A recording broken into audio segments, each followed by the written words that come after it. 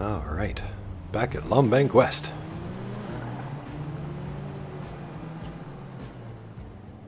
Eventually. There we go.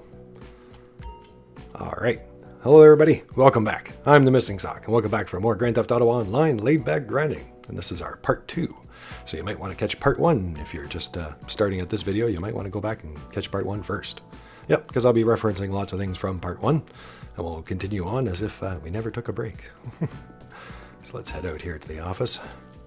My messy money office. Lots of money.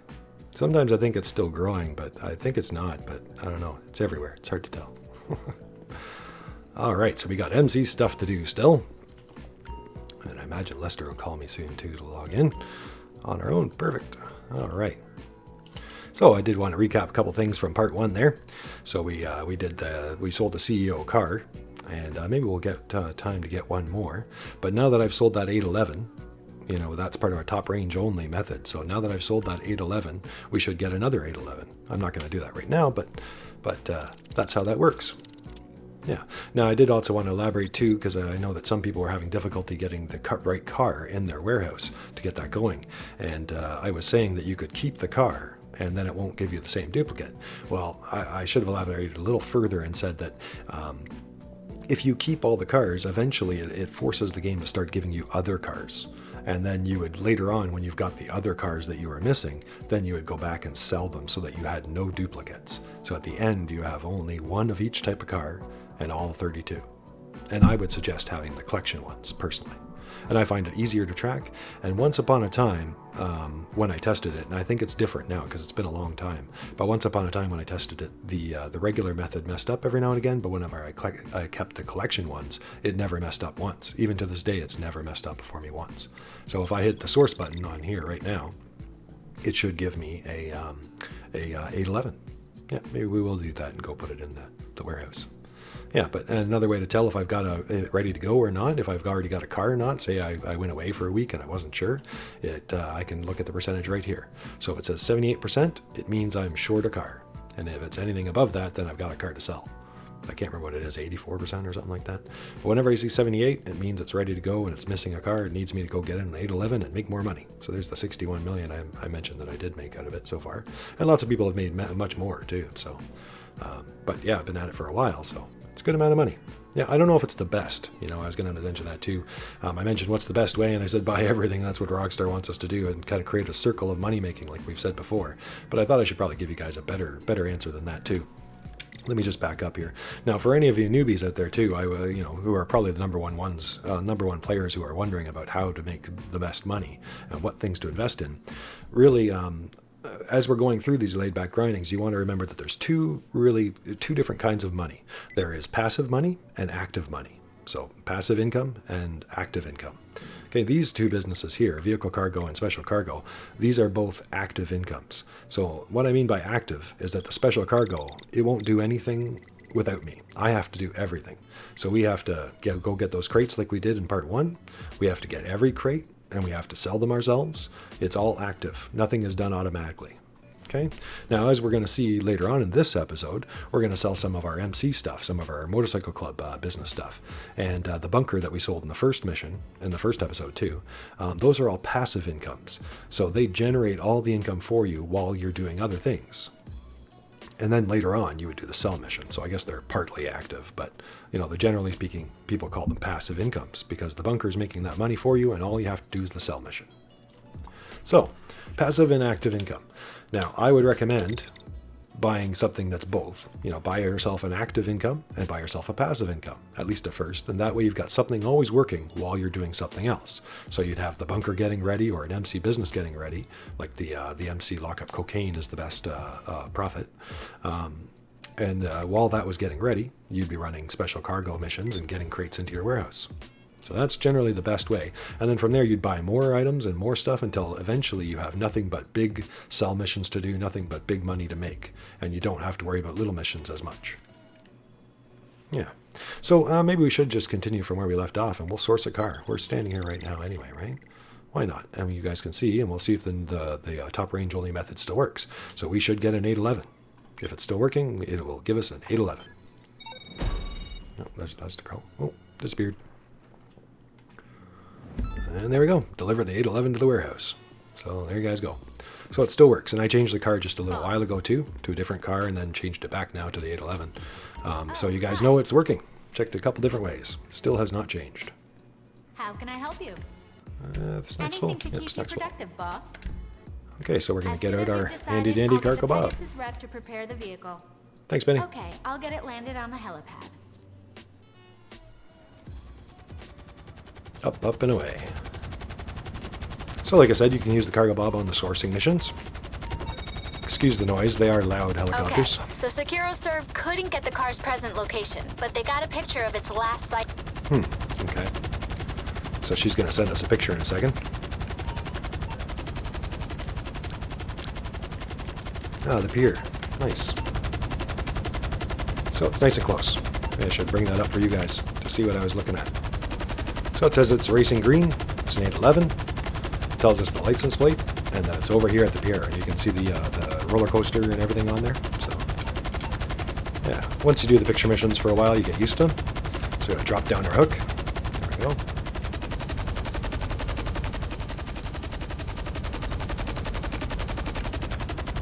All right, and there's our green 811. Let's pick her up.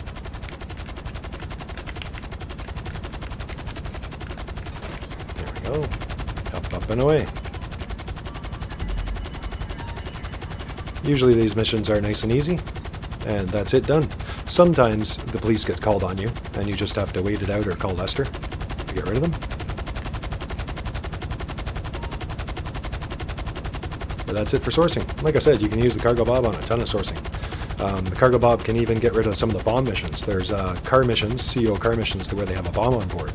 And if you're lucky enough that that car... Oh, there's the stars. Lester. Yeah, if you're lucky enough to have it parked somewhere where you can get it. Okay, so you're in serious trouble, and you need my help. Okay. Yeah. So if that bomb mission happens to be in an easy to pick up place, you can just pick up the car and the bomb will never even engage. And you can just fly it away. Now many of those bomb missions, they're in a garage, so you can't really get it out of there, but sometimes your cargo bob will reach it.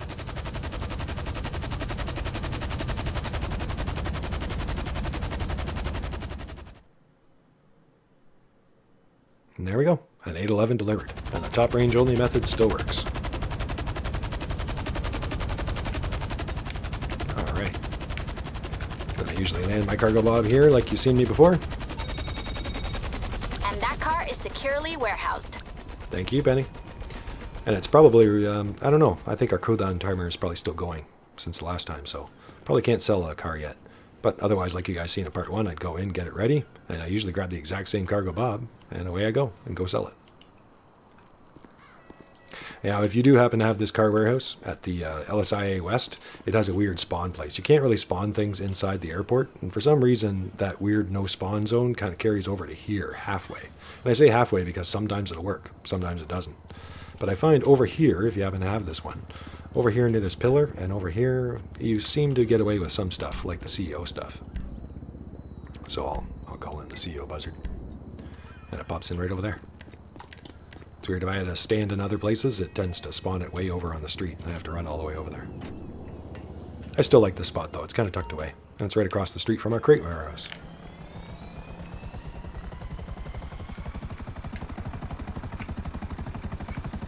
Yeah. Now, the MC stuff. Should we get into that, or should we do a quick Terrorbyte mission, perhaps? And then maybe sell that car. Maybe we'll do that. I feel like one. I feel like doing that. I should be selling my stuff, though. It's ready to go.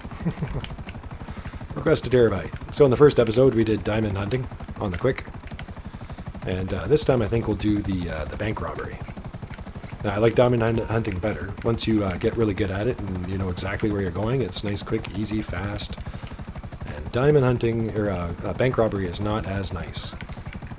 But that said, sometimes you're coming back here and the cooldown timer is still going. And you got nothing better to do. You know, maybe all your businesses are still getting ready. And you're waiting on them. So instead you can come here and run one more mission.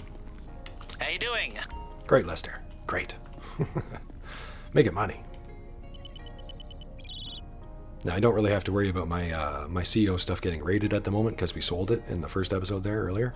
So that's part of the reason why I'm not retiring at the moment. I don't really have to worry about it too much. I try not to be too paranoid about it, but raids are rather annoying. So, client jobs. All right, there's diamond shopping that we like, and that's the one I'd recommend, and I'd probably normally do that one again right now. But just to show you guys some variety, you know, if that one has still had a cooldown timer on it, I tend to prefer the robbery in progress as another great one. And data sweep is very easy too. Robbery in progress. All right, so it pops you out, but then you want to go right back in. And it always pops my audio whenever it does that for some reason. So you just quickly go through the cameras as quick as you can until you hear cops or see cops. No cops, so I'm just pushing the button. Just keep on going one direction or the other through the cameras until you see cops. It's always nice when it's right away or the next one, but sometimes you gotta go through a bunch. Oh, there we go. This one's not far away. Okay, interior camera. Once you pan around it, you press the interior camera button, and then pop out. And what she says doesn't really matter. We already know. We're okay, Paige. We're good. But then again, they don't have me. Try and take them down. And away we go. Or you'll be fighting on all fronts. That's not my usual helmet. Oh well, it'll do. Okay, so this is the bank robbery. So nice, quick, and easy. It's very similar to the Evangelica Diamonds one, although it has different drop-off points.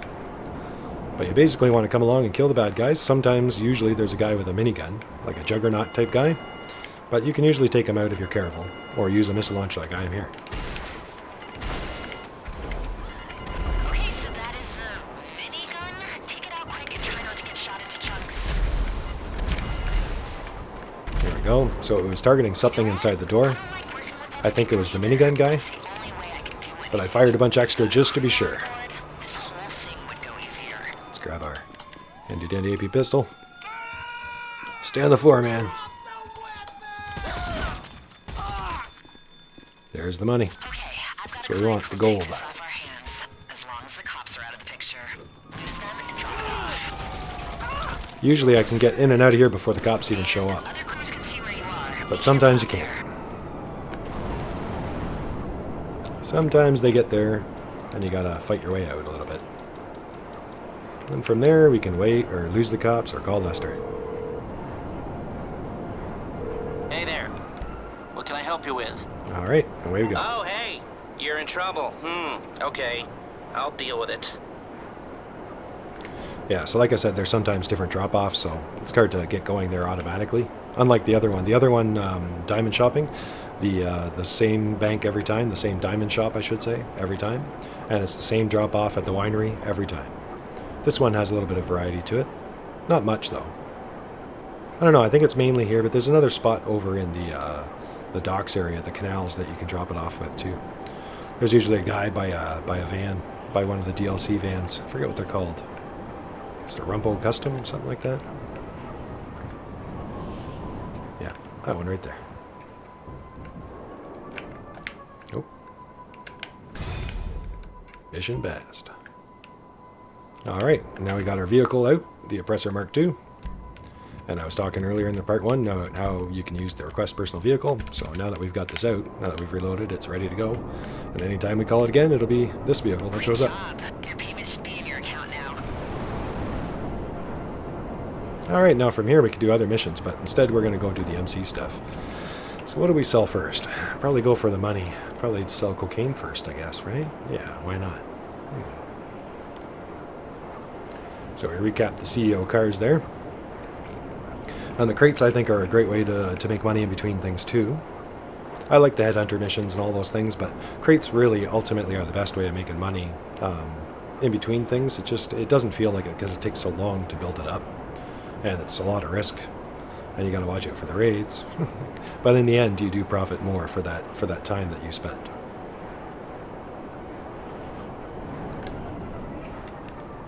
Now, I think we're going to just retire. And let's go over there. Can't see the list yet. I think we're alone, but I'm going to just double check. Yep, it's just good to be aware of your surroundings.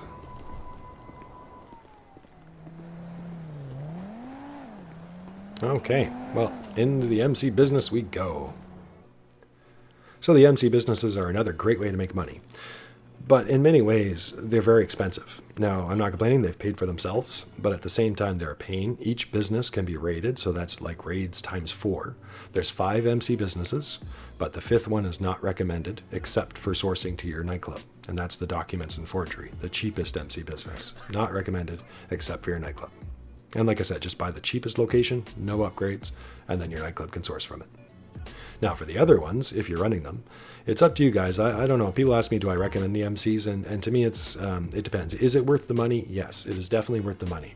But it is also one of the most pain-in-the-butt ways of making money, in my opinion.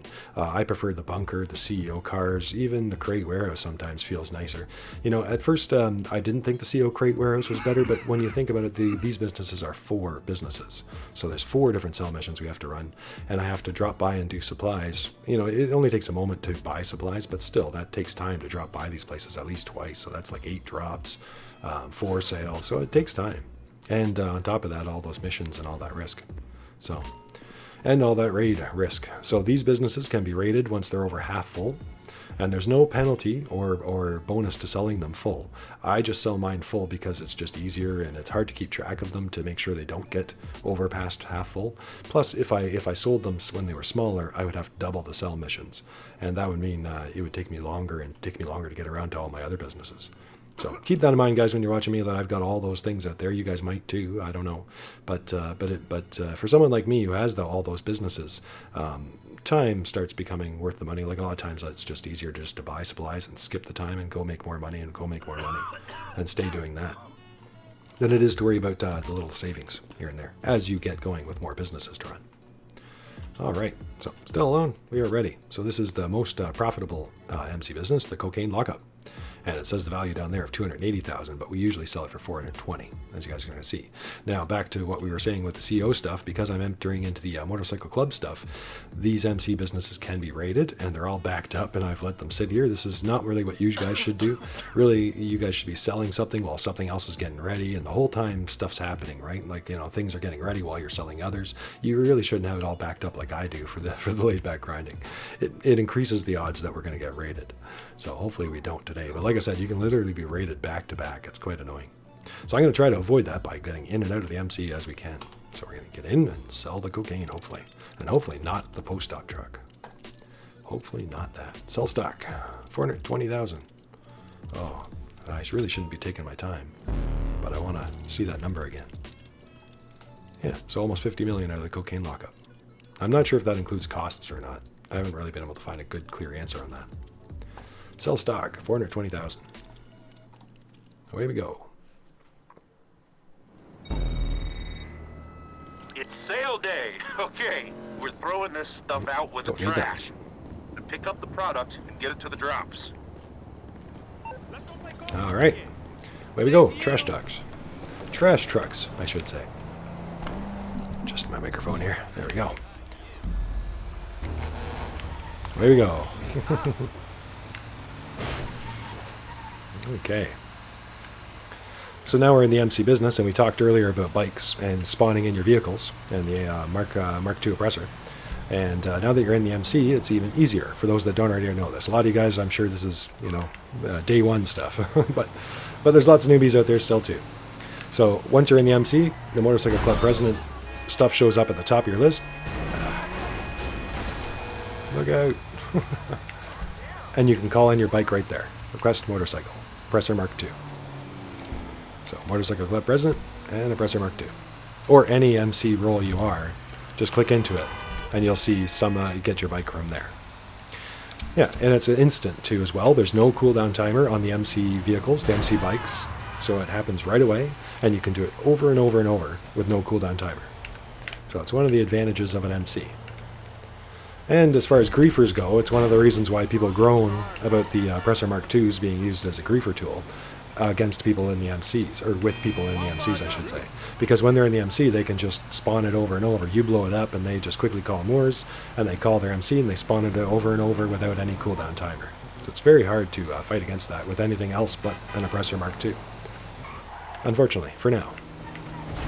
Hopefully Rockstar adds in some more stuff that changes that in the future. We'll see. I'm not sure how they could do it, but we'll see. Yeah. And this is the Cocaine Lockup, which sells for $420,000. And I believe that profits about $170,000. So I buy supplies is where the other money is going, in case you're wondering. So I always buy supplies and do it the easy way. So I buy $75,000 worth of supplies, and it goes in, and I buy all the supplies until it's full. And basically, that profits you, after the costs, $170,000 every time you do this mission. But it does add up, because they're ready over and over, and while you're playing, while you're doing other things, they're getting ready. I have gotten to know these routes pretty good. So I'm from the city out to the country. Some people wonder, is it better the country to the city or city to the country? We've talked about that before. To me, it's about the same difference. It's about whatever one you feel more comfortable doing. You know, some people say, do you feel better? Like, most people hang out in the city. So that's, to some people, where the most threats are. The most other players that will blow you up is in the city. So to some people, it's, do you feel better going away from the other players or going towards them? You know, I like going away out to the country. But some people feel it's better going to the city, because the city's got more places to hide, more underground garages and buildings you can turn around and stuff like that. Stuff that makes it harder for somebody to airstrike you. Things like that. I could have taken an off-road shortcut just there, but that's okay. We'll crash through here. Woohoo. Coming through.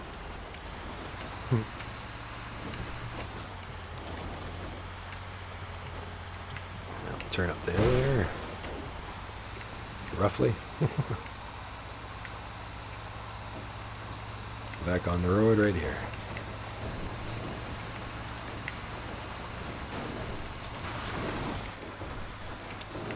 Alright.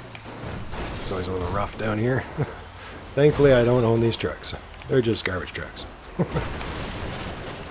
Alright. Now it's always better if you can drop it and roll like I just did there. But some spots you have to back up into, so you can't really do that all the time. But it's always nice when you can. So this one we're going to go up on the hill. Cut this corner.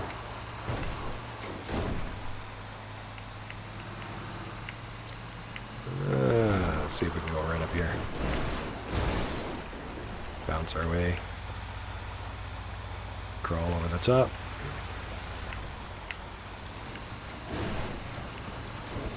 Cocaine delivery. Oh, got caught on the trailer. Yeah. Lots of business out here in Blaine County. They just can't get enough of my meth and my cocaine. Yeah, so I don't run the documents forgery business. Like I said, I don't recommend that one. But I do have it for the nightclub. But lately I've been thinking about retiring my weed farm too. I don't know. Because I got all these other businesses to run, so it's the weed farm doesn't make bad money, but it doesn't make great money. Sometimes I could make more, you know, with doing other things. And when it's sometimes, well, that means that it could make more, really. You know, more is more. So I'm starting to think about retiring it. Now, just so you guys know, I don't mean closing it. I'm going to keep the weed farm open. I just will stop supplying it. I'll just, you know, no longer give it supplies. And Lester will call you and bug you, but it seems like he stops these days. Like after a while, he doesn't call me about the documents of forgery anymore, thankfully. So I think after a while he stops bugging you.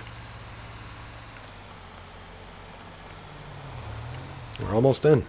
This truck. And from here in the past, I'd call in my Avenger. Avenger's a great plane to use for these things. It gives you another vehicle you can spawn that doesn't count as a personal vehicle. But we're going to just call in our Oppressor and fly away too. Just because I feel like Oppressor, it's kind of new for us lately. There it is, instantly, like I said earlier. Get a drink. Much better. It's hard to get a drink while you're driving without slowing down. I don't. Oh, pardon me. And I don't want to slow down. I want to keep going. It's laid back, but I don't want to stop. Got to keep it rolling along. Yeah. So, the Oppressor, here we are. I've got my all-wheel brake down, like we were saying earlier, so it goes that little bit faster, that 10 miles faster. And the fins are in. It makes you drop a little altitude, but you can fix it here and there. You can just kind of hold it just right on your controller, and it'll keep it from losing any altitude. Now, that said, even though, like, really, I probably should have called in the Avenger or one of my other aircraft, because this is far enough of a trip that it would probably be faster in something else. Even though the Oppressor feels faster, there are slightly faster vehicles over distance. So, but it's not really a big deal. It'd be like a, I don't know, a 30-second minute difference, probably something like that. Not much. Oh, we got good behavior. Yeah, 2,000 for good behavior. They should increase that to 10,000. I think I said that like a year or two ago. They really should increase a lot of these payouts. The contact missions should be permanently increased. The You've Been Good money that we just got there, that should be increased. Yeah. A lot of stuff, if you ask me, should be increased. And it would still make very little difference. It would just help out the new players more than anything. Alright, coming down for our second truck. Second trash truck. Room. Oh, well, I guess that's the one. You'd have to turn right there. Okay. Move.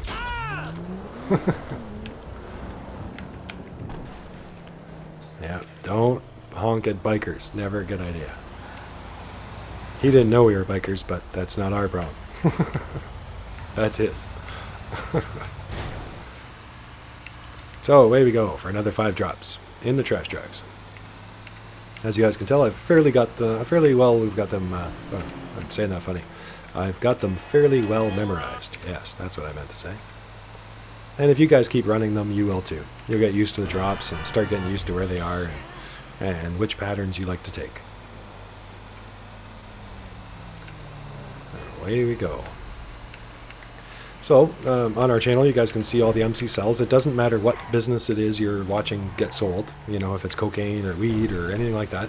All the MC businesses have the exact same missions for selling. So right now, see how it says at the bottom, deliver the cocaine to the drop-offs? If I was on a different MC cell mission for a different business, it would say deliver whatever it was. It would say deliver the meth to the drop-offs, deliver the weed to the drop-offs. It really makes no difference. They're all the same. The weed farm has one special mission where you have to drive stoned with the stoned passenger with you. So, but other than that one mission, there is no real unique missions for any of the other businesses. So, if you're watching any of my videos or anybody else's with any of the cells, you can learn from all of them, regardless of what business they're actually selling from. Yeah, all the missions are the same. So over time you get used to it because you'll get the same mission for your cocaine lockup, as your weed farm, as your meth lab, as your counterfeit cash place. Yeah. Yeah. Now I'd also recommend have a look at our episode 212. Yeah, 212, if you haven't already. It's our biker business episode, so I go through all the biker profit and loss. So probably better detail than we're doing right now. We're just kind of blazing through it. So if you guys want to learn about all the MC businesses and what is the profit and loss of each one, you can always check that out if you want to. Episode 212 on our channel. I guess this is one of those moments where I should say you should like and subscribe. I don't mean to grow, and I'm just not one of those people that says it too often. But it is good to be reminded, right? You know, even for me. It is free, and it really helps us out. So thanks a lot, guys. And thanks to everybody for being here. Yeah, if I didn't say that in the first episode, because I didn't know how long part 1 would be. Oh, this is one of my favorite drops. This is just out front of Madrazo's Ranch. Sometimes I can do this one at high speed. High speed drop.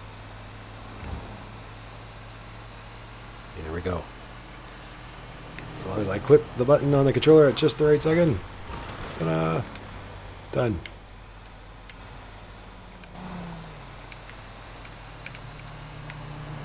Swerve around, get some speed up here.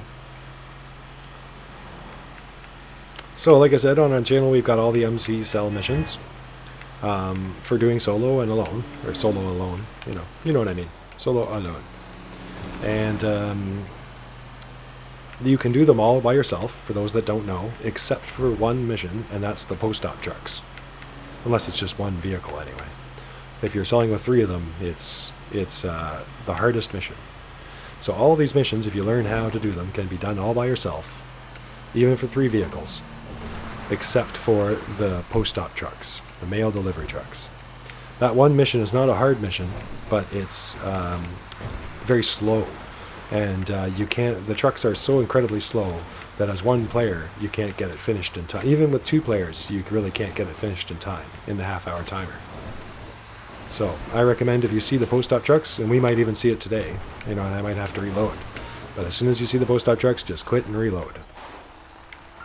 Now, it might give you a small penalty to your business, unfortunately, but in a little, 20 minutes time or so, it should build that back up.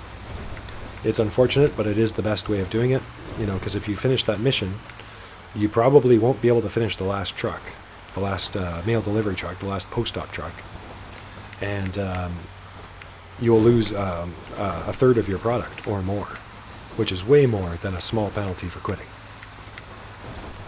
So, and that's assuming you're alone. So if you have 3 players or more, then you're fine to do the post-op trucks.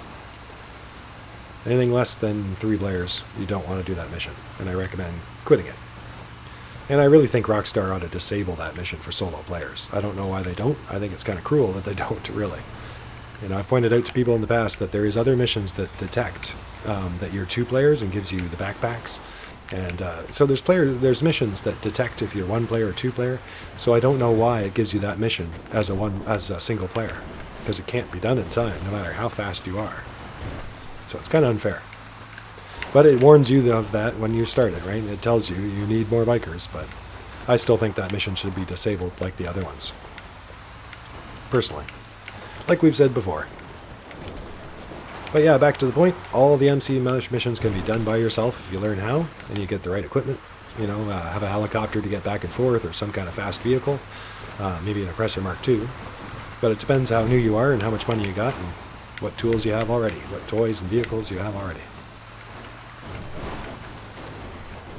But yeah, all of those missions except for the post-op truck can be done by yourself. Some of them take longer than others, like the Dodo seaplane is one of the longest ones. I can always do it, no problem, but it's a long mission. It usually takes me about 25 minutes or so. It usually comes right down the wire sometimes on that one, but I always finish it though. Yeah. Or just talking away. Sometimes I do this one in a different order. Makes about the same difference in time though. But sometimes I just come all the way down to this one that we just dropped off, and then go around up the hills that we already went through, and then come back over this one that we're going to. So on that note, feel free to shake it up. You don't have to necessarily follow the GPS. The GPS just sends you to the closest one, or what it thinks is the closest one. But sometimes you know better. Sometimes you can see a shortcut that leads you to 3 in a circle, make a pattern out of it. We've talked about that in other episodes, but I'll mention that again, that you should always try to, look on the map, make a pattern of it wherever you have to navigate, and you'll save a lot of time, trying to avoid going back and forth between the checkpoints. Try to make it like a racetrack, basically, and figure out which one you're gonna go for first, and you'll save time doing the loop that way. And it also mentally prepares you for what directions you're going, and sometimes you can kind of mindlessly doing it, like I am now talking to you guys. Kind of half paying attention, like I probably shouldn't be. Oh, let it slide there. There we go. All right, call in our Oppressor. It's an Oppressor Mark II day today, I think. Yep, tomorrow will be new news again. Wonder what new event will be. We'll begin.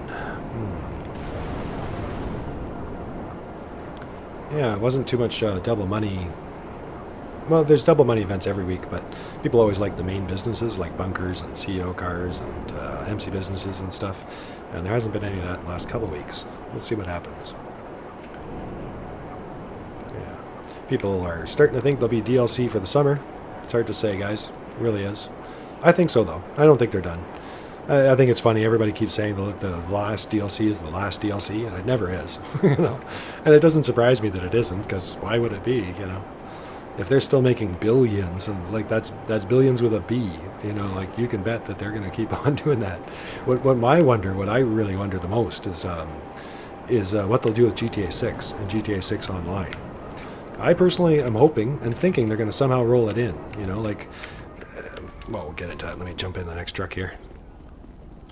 But when a big company like this makes a good game like GTA Online and it's a smash hit out of the park, you know, one of the things that can be dangerous for a company like that, not, you know, dangerous in a loose sense, is to change it, to give you a new one.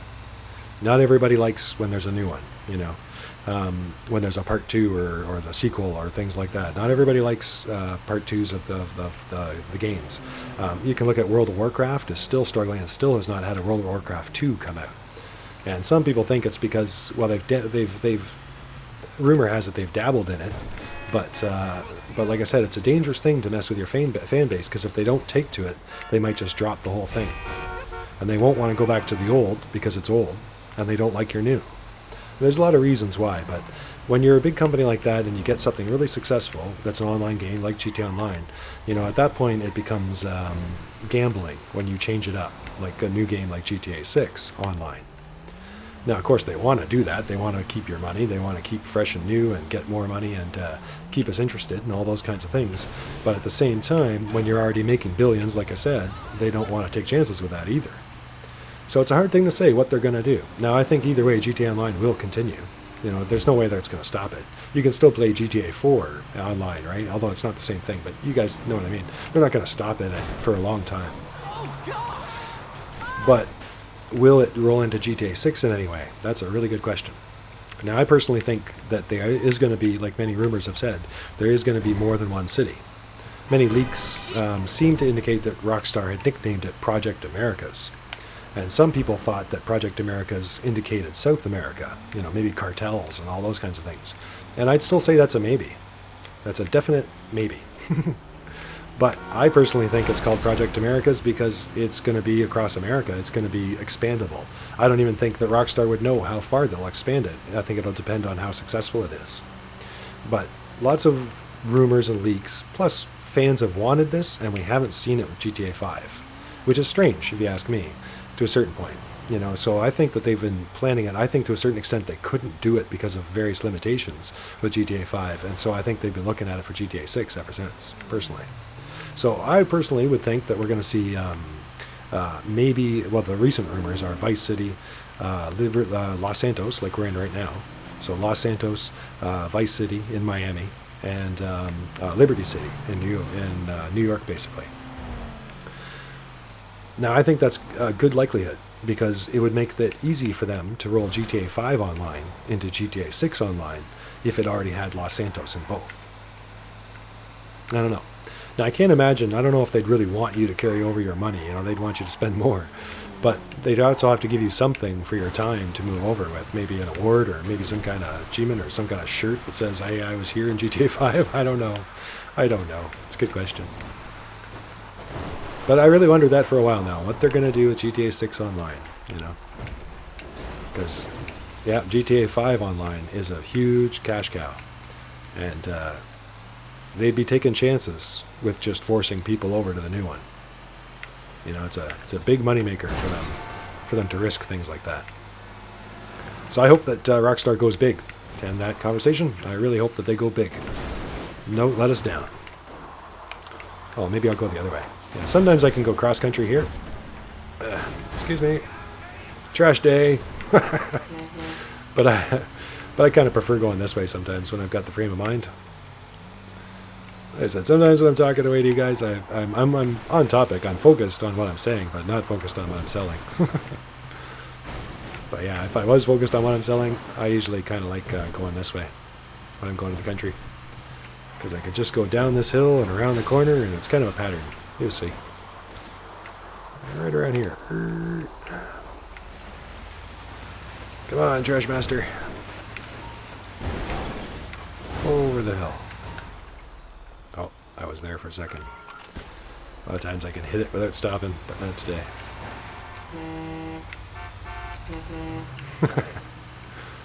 Garbage truck, look out! Garbage trucks naturally dislike environmentalists. That guy got ran over by the truck back there. That's even worse.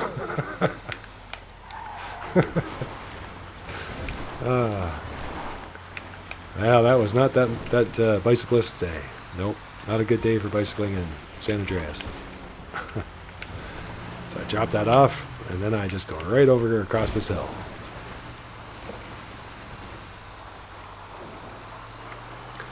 Yeah, a lot of people don't like the Trash Masters. I think once you get used to them, they're not too bad. You do have to watch they don't get stuck. They're notorious for getting wedged between things, between that back overhang and your front bumper. They're really bad that way. But other than that, they're quicker. They're better than the post-op truck, that's for sure. That's much better. I don't know, a lot of people don't like the Mule. I think it's the Mule and Mule Custom. And I would say, I don't know, it's hard to say, but this is probably better than the Mule Custom too, as long as you don't get it stuck. Like I said, between that front bumper and the back bumper.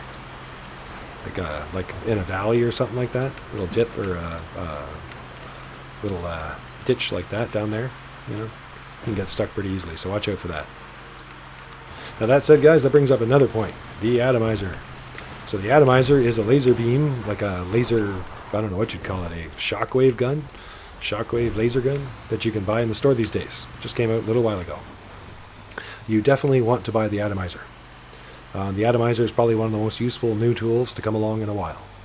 So it's an interesting weapon, but as a tool, it's really good. So if you get one of these cell vehicles stuck, like this one, or if you get a boat stuck, I'm going to just pass by this one right now. I'm going to circle back around. I'm going to go get this one first. Mind you, I don't know if I'm going to get an aircraft. Will I get an aircraft? Yeah, let's get an aircraft. Let's get the Akula out. Yeah, let's do that. All right. Go out there. There we go. Garbage delivery.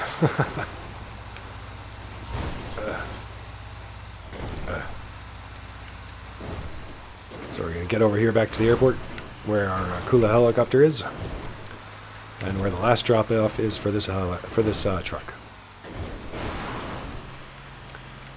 I used to do it like this in a pattern so I could get my aircraft. But with the Oppressor Mark II, you don't have to worry about it too much.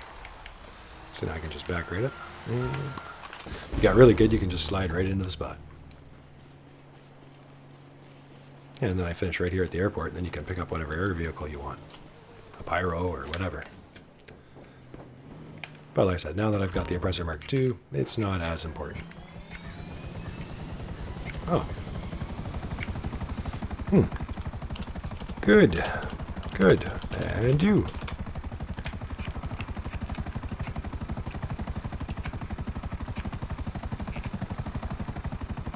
Now, did we finish? Oh, I still had a truck left to go. That's what I get for talking.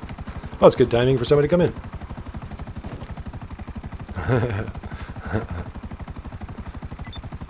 All good. Just happy I found a near empty lobby to do some business stuff.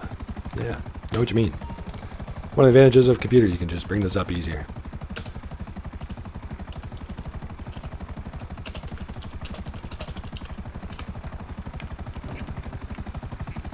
Yeah, we'll come out as stealth and be nice.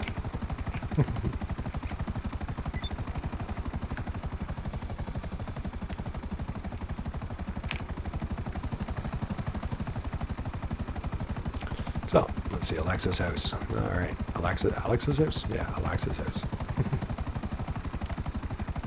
Alright, so let's have a quick look on the map. See where Alexa's house is. Right over there. Alright. Perfect. No particular reason I'm doing that. Like I said, guys, it's a good idea to keep an eye on your surroundings. So that people don't pop in before you know it. It's a lot easier when you're not doing what I'm doing, talking away and all that kind of stuff. You can keep an eye on certain things on the map, make sure people aren't doing certain things, you know. Yep. So we're going to head off to our next MC business. Now, we just did our cocaine, and that should have made us roughly about 170,000 profit. And let's go see.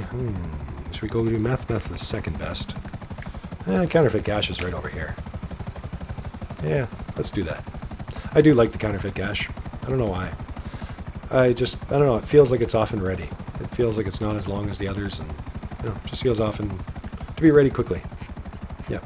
The Cash Factory makes after profit, or after cost, I should say, 144,000.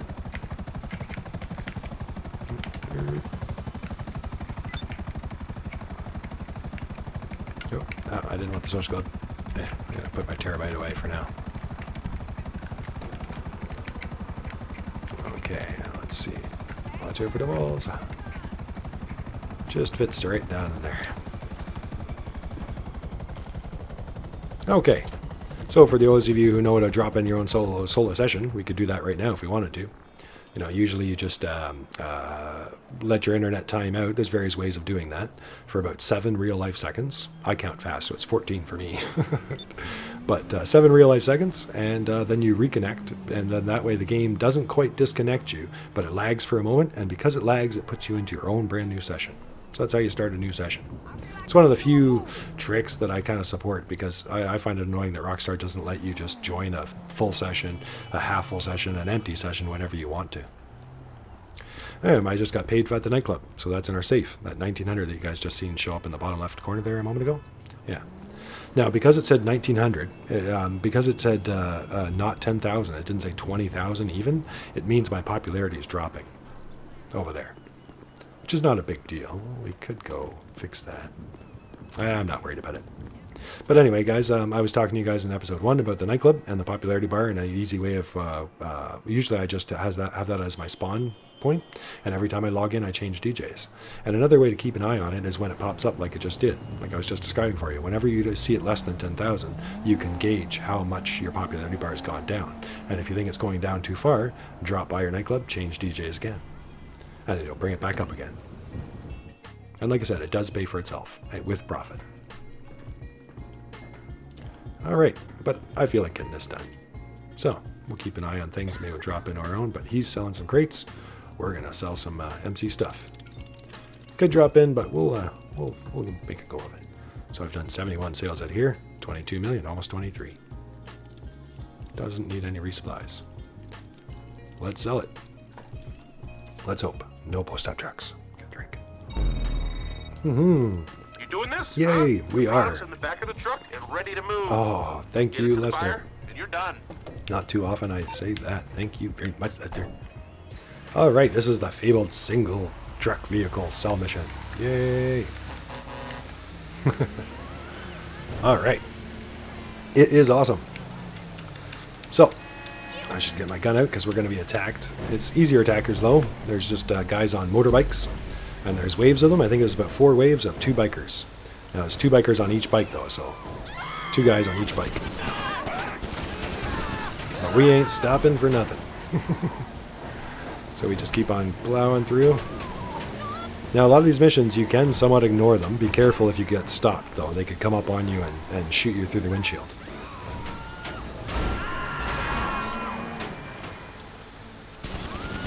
There we go. Knocked him off the bike. So I've said before in some other missions that, you know, if you knock them off the bike, if you shoot them off the bike, it's a good idea not to kill them, because it'll actually slow down the enemy spawning. So right now, see on my map there, there's a little red circle, and he's just sitting there. He's trying to figure out his buddy on the bike or whatnot, I guess.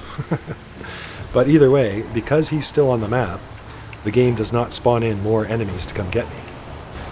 So I find a lot of times when you leave an enemy behind, just let him live and keep on going, and you'll actually slow down the game from spawning more enemies to get you faster. So hopefully that makes sense for you guys. Ugh. Have to adjust my headset there. There we go. Alright, let's have a look. Oh, here comes incoming.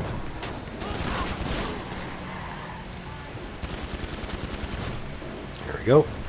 Now the other guy's in the other lane. We'll just keep going and let him catch up. Now the other guy's on the Oppressor. He said peaceful. We'll see. People can't be trusted, but at the same time, most people do mean what they say. Most people, you can usually get a feel for most people, and you let them alone, they leave you alone. It's no guarantee in this game. But most people don't want to, you know, most people don't want the vengeance back, you know. So. But if I thought he was going to attack me, I would instantly quit the game. Or quit the session.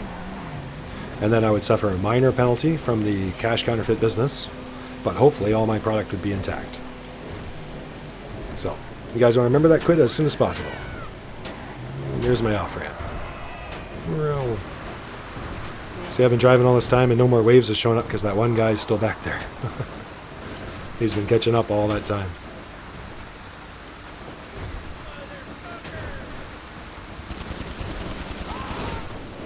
I didn't want to be shooting around that guy, but oh well.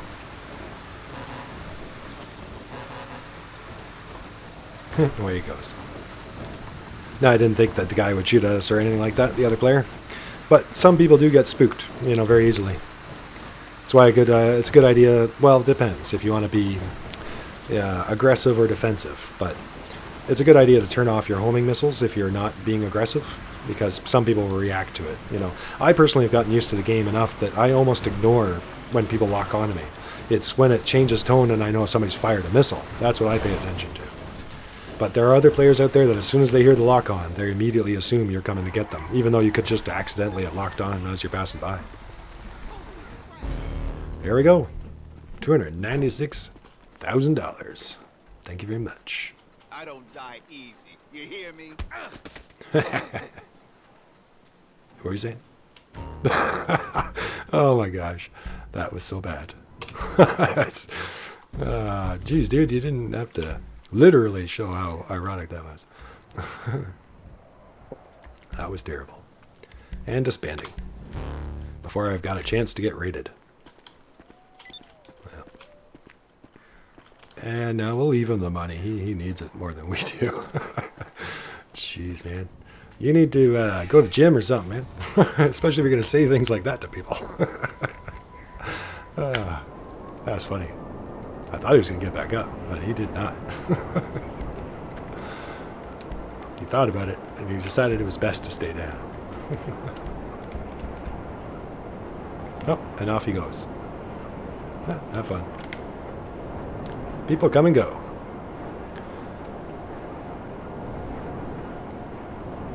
So now we're off to another MC cell.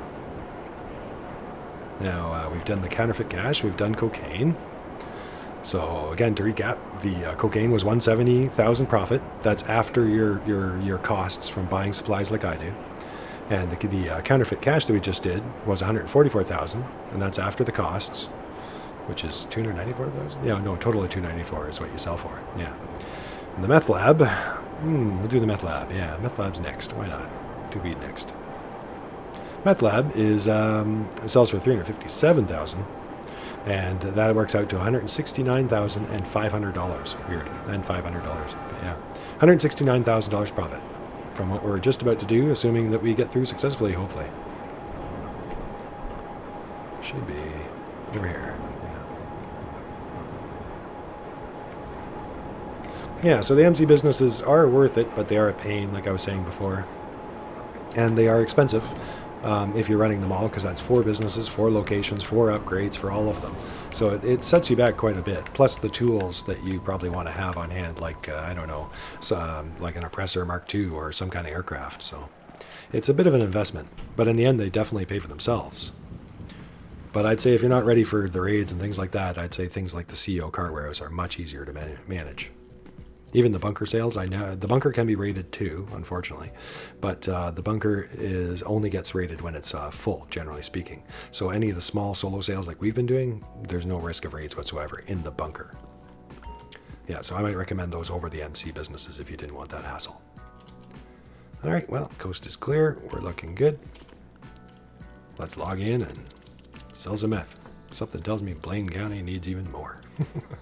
They always need more. Resupply. Yeah, sure, we'll get some resupplies. One less thing to stop by and do later. Sell for $357,000. Oh, wait. And we've made 26 million. Yeah, 26.1 million out of here. Not bad. I think this was one of the last ones I got, I think. Yeah, I got the documents of forgery last, but I don't actually use that business. We selling? Huh? We are. Okay. The buyer wants it airdropped. The product's loaded and waiting at the helipad. All right, away we go to the airport for the helicopter sale, which I don't mind. This is one of the ones I got used to early on. It's nice and easy, especially for newbies. In fact, I'd say newbies can even help you with this kind of mission. You know, if you're running this as an MC president, it's one of the easier missions. You know, there's not much trick to it. You know, just fly the helicopter. Just don't fly it low if you're a newbie. Fly high, at least some height. And then you should be safe. It's fairly straightforward, and, you know, fly your way to the 5 checkpoints, and that's it. 1 helicopter done. Now, there will be 3 helicopters for us to do, though. Now, it's not a fast mission, though. It's much nicer to get the single truck like we just got earlier. That would have been nice to get again. But I don't mind the helicopters. They're just slow. But it's not hard. You know, it's fairly carefree. All right. So I usually take this one that's at the front because it's the most exposed. Jump in, turn it on, press pause, select to go to the main menu, or the main map, I should say. I pick the first one and I have a look at where we're going. Oh, okay. So there's the 5th one over here. So I kind of make a mental circle of it. Yeah. So like I said earlier, it's a good idea to make a racetrack, like make a mental path, a flight path, basically. And it saves you any lost time from going back and forth. And it kind of gives you, I guess you could say a subconscious basis, a subconscious base of things, you know, when you're distracted by other players, by talking like I am, or other things in real life, or who knows what. A lot of times when you already know where you're going, you'll just kind of, hopefully, absent-mindedly remember. You know. So now I'm going along, and if you see on my map in the bottom left corner, you see all those little yellow dots. Those are our 5 checkpoints. But I've already marked on the GPS that purple spot. That's the first one I know that I want to hit. And then I'm going to go to the right and hit that one, and then that one, and then that one on the map. And then we're going to circle over to this one. And then we'll be on the way back for another helicopter. Yeah. The more you fly, the more you get your flight skill up. And your real life flight skill up, which are 2 different things. The game's skill and your own skill. Once upon a time, like everybody else, I could barely fly across the map without needing a new helicopter, you know. But before you know it, I could fly it around here and there, and then before you know it, I could fly it all day long. You know, all night probably too, and not hit anything. So you get used to it. That's a good way to practice.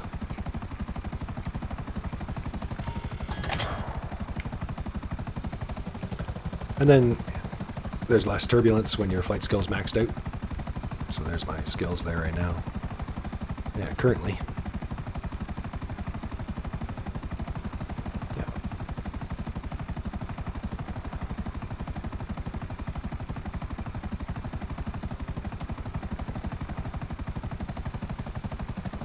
Well, like I said, on the map it can be a little confusing, but that saves me the trouble of stopping. I could always, because it's a helicopter, it's not such a big deal to check your map if you have to. You don't crash too fast or anything like that in a helicopter. In a plane, it's a little bit more precarious. I wouldn't recommend that until you're good at flying and switching in and out of your menu. But it can be done.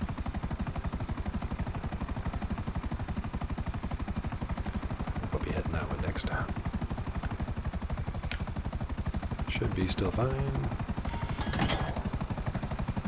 Alright, meth to Blaine County. All over San Andreas countryside.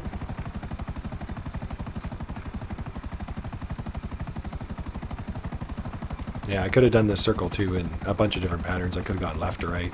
There's no particularly right way. It might have been a good idea to finish near the airport and hop in a pyro, or finish on the other side, the airport. Yeah. Doesn't really make any difference, just as long as you don't waste time going back and forth, really.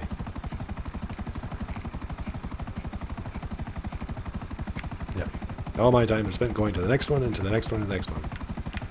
And hopefully that way you save time. Up, up, up, up, and away.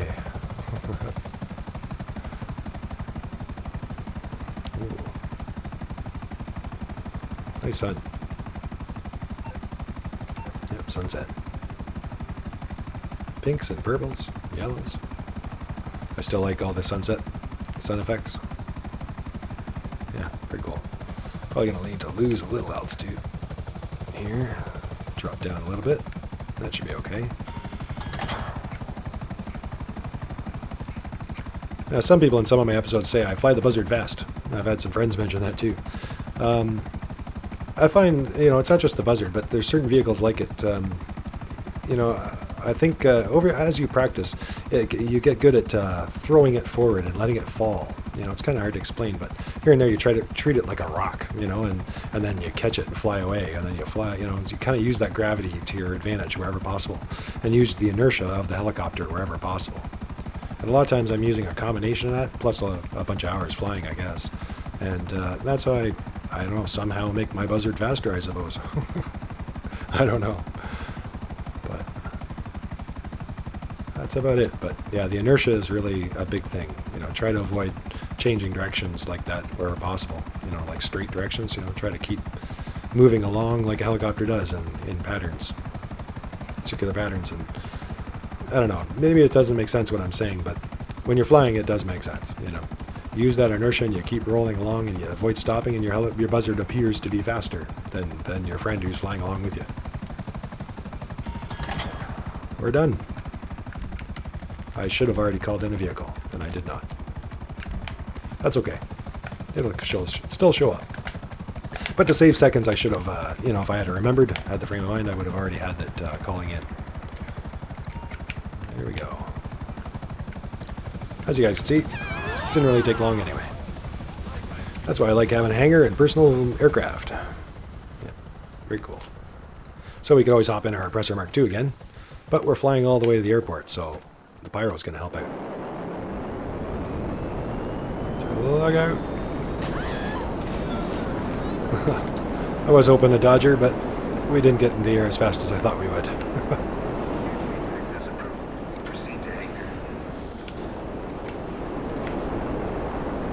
Alright, away we go.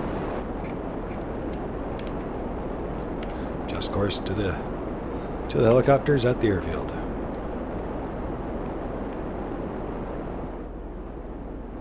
I do like the pyro, it seats two, so that's kind of nice. I think it's just the pyro and the Rogue are the only aircraft I can think of that have two seats, that have weapons on it anyway. Could be wrong, I'm trying to think though. Well, there's the Avenger, I suppose. But yeah, it's nice having a jet fighter that fits too, for a friend.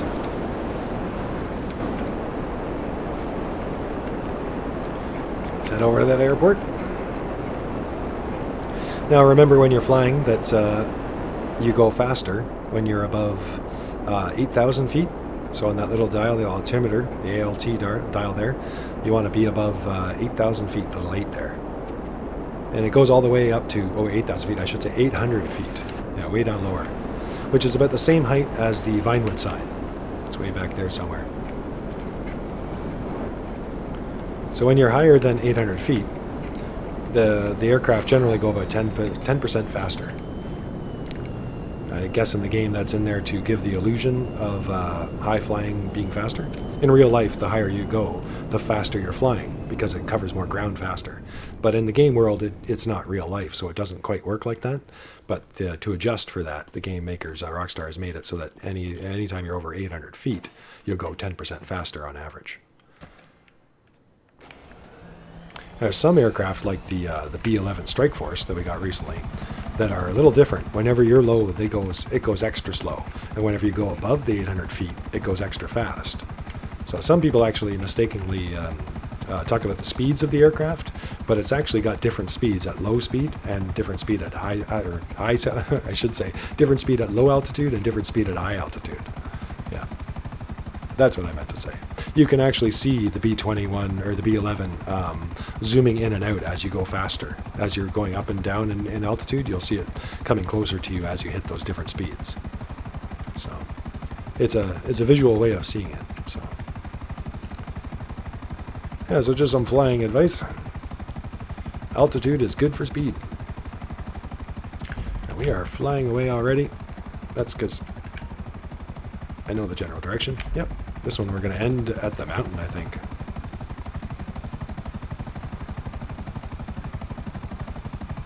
Adjust my direction. Just a little bit. Alright. Buzzard number 2.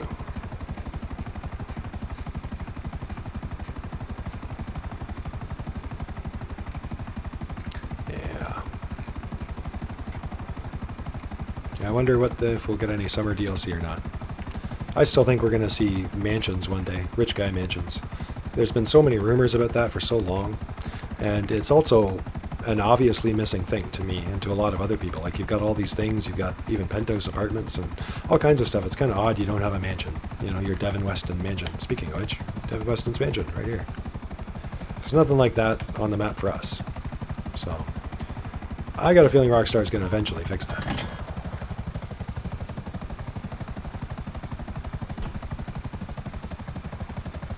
Whether or not that would be summer DLC, that's hard to say. Now, should I go around this way or should I go up the mountain? No, we'll go around this way.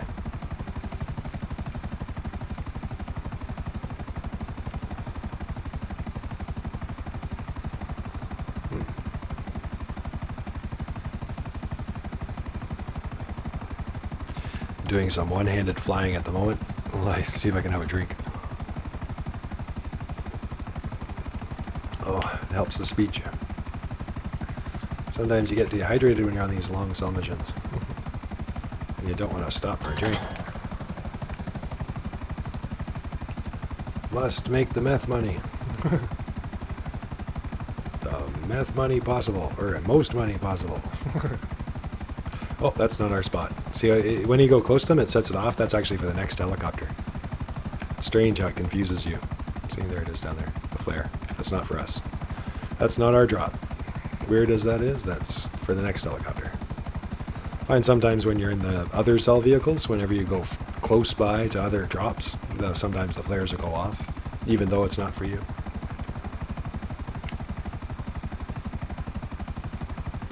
Alright, and drop.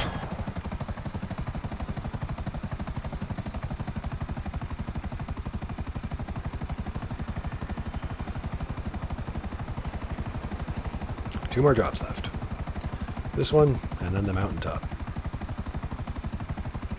Now, once upon a time, there used to be, you know, patterns to these. I think, this is my guess, this is just my personal opinion. I could be wrong, guys. But I've been doing this for a long time. And a long time ago, you know, for the MC cells, a long time ago, it seemed like there was a pattern to the drops. But I've noticed, sometime along the way, they seem to have changed it somehow. Now, this could be just my imagination, but sometimes it feels like it's the same drop, so I'm really familiar with it. But the drops are randomized, like jumbled up. Like, it's not always the same 5. You know, it's, well, like right now I've got a total of 15 different drops. And once upon a time, it felt like each helicopter had the same circle pattern that you would take each time you did a cell mission. And it seems like nowadays, you never know where those 15 drops will be. They are scattered all over, and different each time. The same drops you've always done, but not necessarily the same order as the last time. So, hopefully that makes sense. I guess what I'm getting at is, right now I notice it because usually when I have this top of the mountain, there's always a drop here at the top of the mountain here. You can always tell on the map because it's that little yellow icon has the little arrow pointing up, the little chevron pointing up, and that tells you that it's high. And when you're flying around in a helicopter and it still tells you that it's way above you, it's got to be the mountain, because that's the only thing way above you. Yeah, so I always notice the mountain drop. It takes a while to get all the way up here. Anyway, I've done this mountain drop many times in the past, and I would usually do it as part of a circle, like I said earlier, part of a flight path circle. And this particular one didn't, you know, it ended way over there. I don't remember that. There was no close one by to it. So it feels like those drops are randomized nowadays, you know, not in the same pattern that they used to be. But I'm still somewhat used to it, like somewhat familiar with it, because they're the same drops I've always had. I don't know, hopefully you guys know what I mean. Same drops, but random order.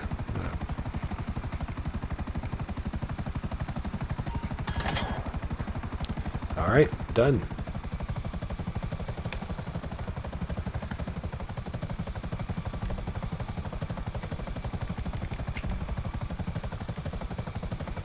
Oh, I think I forgot to take out my, to put away my, my pyro. Did I leave my pyro out? Can't see it because of the icons. Yeah, I think I did.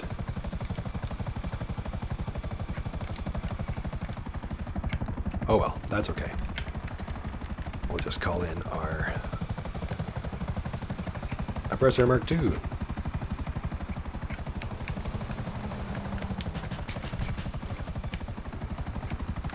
I had to land on a road because it wouldn't let me, because it's not close to a suitable road, so I had to wait and land on the road to get the Oppressor Mark II to spawn in. Now I should just hop on the Oppressor Mark II. But that said, the Pyro is faster. We are at the top of the map. I'm pretty sure if I was racing somebody else, I would actually beat them in the Pyro by only a little bit. Because it takes time to spawn it, is the main reason. So this is why sometimes you gotta judge whether it's faster to take your Oppressor, or to take something that is actually faster than the Oppressor, like the Pyro. But as you guys can see, this one's not working out for me time-wise. It's okay, it's gonna work out fine. Like, I don't mean it like it just sounded. What I mean is that this time I should have gone with the Oppressor Mark II. Because now I'm having to fly all the way up here to the spawn point to get the Pyro. Not a big deal, just seconds difference. But it would have been nicer if the Pyro had a spawned way back there, and then I would have just gone away. Anyway guys, I guess the message I'm trying to say is that as you get used to these spawn points, you time it best to decide whether you're better off with the Oppressors, something quick like that, or something like the Pyro. When you're on far trips across the map, it's definitely better with the Pyro.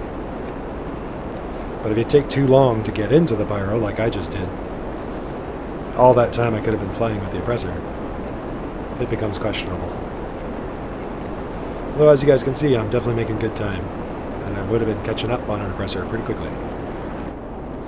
This aircraft goes well over 200 miles per hour. I'm trying to see, where's the airspeed? Yeah.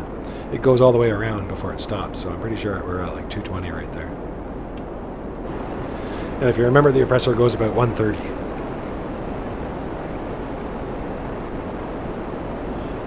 But like I said, a lot of times when you're just going across the city, it would take you longer to get the Pyro because of all that fuss and mussing around to get the aircraft out.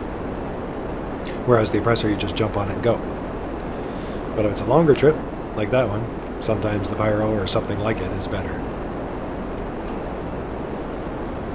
So let's get back and get that last helicopter. There's the Vinewood sign back there.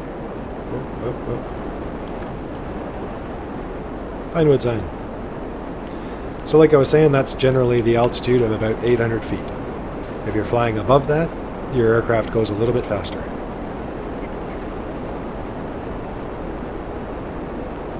And sometimes when you get used to it, you can almost feel it when you come down, that you're not quite going as fast as you were when you were up higher.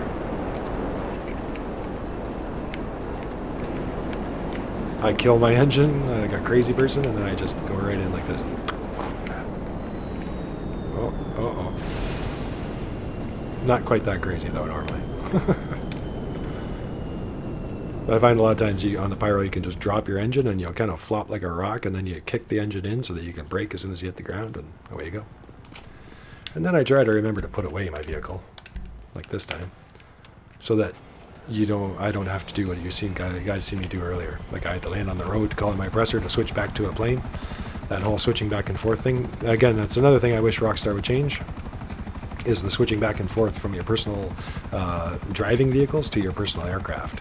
It's annoying that you can't have both out at the same time. Or maybe a 2-minute crossover timer or something, so that I can drive my car to my aircraft. You know, it's really weird that you can't, and it makes it kind of awkward, like you guys seen, for me to switch over from a Oppressor to a Pyro. Yeah. Or Oppressor to, yeah, you know what I mean. Yeah, hopefully. Well, let's check our map, get a spot. Yeah, I think so. Good enough. 10 minutes still on the clock, should be just fine. And like I said, this is one of the slower missions. Though not quite as slow as the Dodo seaplanes. They're very slow. Very, very slow.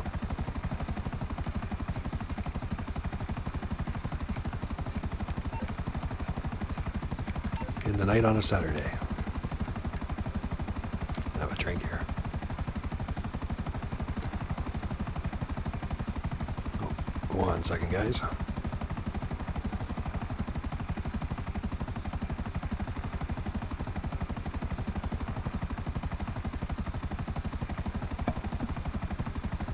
All right. I had to clear my throat there. And I did not want to hurt anybody's eardrums. Oh, that's kind of a cool lit up night sky. It's like moonlit through the clouds. Awesome.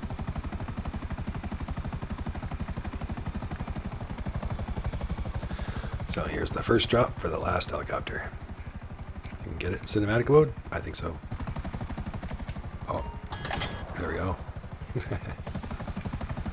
First I thought I was going to miss it, but we didn't. Yeah, the trick to cinematic mode flying is knowing the map, knowing where the obstacles are. And then, of course, watching your map in the bottom left corner. Well, as long as you know there's no buildings around, then I can watch it from there, and away you go. Yeah, now we're back out of it. 3 more jobs left. Alright. Yeah, it's nice when you get that single truck vehicle cell mission, that's for sure. Much, much better than the 3 vehicle thing. So guys, speaking of money guides, so like I've said before in other laid back grindings, these are kind of sort of my unofficial how I make my money episodes. You know, I guess it's kind of in practice, showing you in practice, I suppose. But yeah. Speaking of money guides, though, I find that it's hard to give a money guide. It's hard to, you know, a lot of people give money guides out there, other YouTubers and things like that. But a lot of these, a lot of the money you make is really hard to judge per hour because a lot of it's random. You know, like even these MC cells. If I get the single truck mission, then it's done in 5 minutes. If I don't get that single truck mission, it could be done in 20, 25 minutes. That's 4 or 5 times longer in the cell time.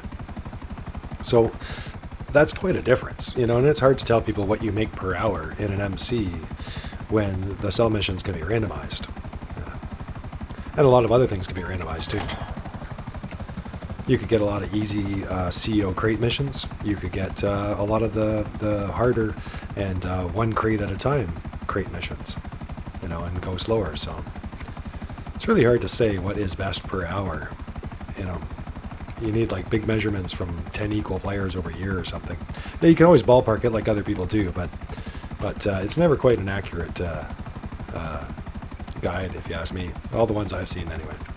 I find a lot of people actually leave out things like the CEO cars. They forget the time to sell them. They talk about getting them, but they don't talk about selling them. Done. All right. Yeah, I think we'll take the Oppressor this time. Oh, coming in hard. It's okay. It's not our helicopter. And disband that MC as soon as we can. There we go. Disbanded. Although it just took out 30,000 in bills. Those bills I talked about earlier that you could sometimes avoid by changing sessions. So that's the 30,000 for my MC businesses, because I've got them all. But that's okay, we're making money. Hey, don't hit me.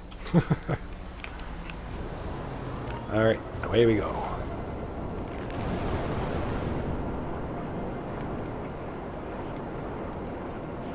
So let's check on the money. Getting up there, 86.5 million. And 460,000 in cash. I should probably deposit that again soon.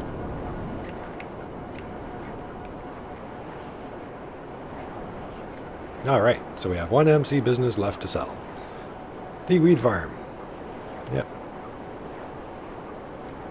And we are on the way.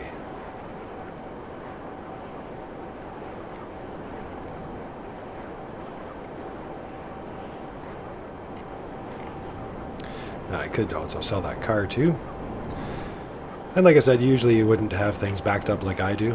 So you could go and do headhunter missions or other VIP missions or the Terrorbyte missions if you can afford the Nightclub and can afford the Terrorbyte truck.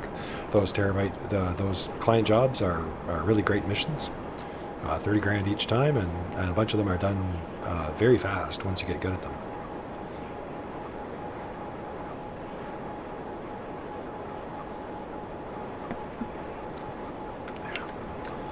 Adjust that there. Okay, So, weed farm, or do I want to do anything else? We'll just go get the weed farm done. We're on a roll. Let's see if we could keep it going. Up, bit away.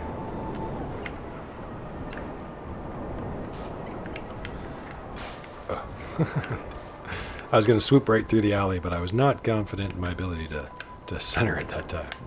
And then hitting that fence kind of proves what I mean.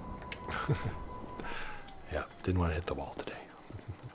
Here we are, underneath Blarney's World of Awesome. Yep, down below is a world of our awesomeness. Let's go check it out. This is the MC Weed Farm. And personally, it's one of my favorite locations. It's kind of cool. You know, it's got lots going on. It's big. It's kind of cool how they go through all the grow stages and everything. I think it's funny. It's awesome. But that said, it is the lowest profiting of the recommended MC businesses. So like I said, do not run the document forgery business, the least profiting one. Use that only for your nightclub. And then that leaves you 4 other businesses. And that would begin at the lowest profiting with this one, the weed farm. Yeah. Now, I think it is a cheaper price. And sometimes at 420s, although they didn't do it this year, but on April 20th, sometimes they do a sale on the weed farm stuff, but they didn't this year. Too bad. Hopefully Rockstar will do it next year. I have to wait and see. So we're on our own. Let's check it out. Need supplies. Don't know if I'm going to retire yet or not, but I guess I'll order supplies because I'm not really sure. Buy supplies, 75,000. All right, and we've made almost 22 million out of here. We'll be making 22 million with this sell right now.